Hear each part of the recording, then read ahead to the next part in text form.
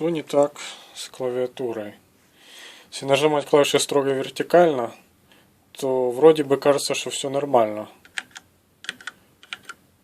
То есть эта клавиша как бы ничем себя не выдает.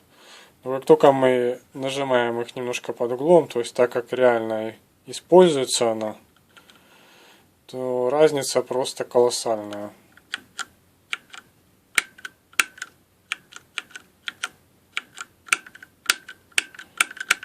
При нажатии вот этой клавиши мне приходится прикладывать усилия где-то раз в 5 больше, чем на остальные. Такое впечатление, что как бы что-то здесь мешает, что-то там не разработано, причем я раз 200 ее пытался нажать, может там в надежде на то, что оно как бы разработается быстро. Нет, ничего подобного. Клавиша свое поведение не меняет, и от клавиатуры за 3200 гривен как бы я ожидал несколько другого.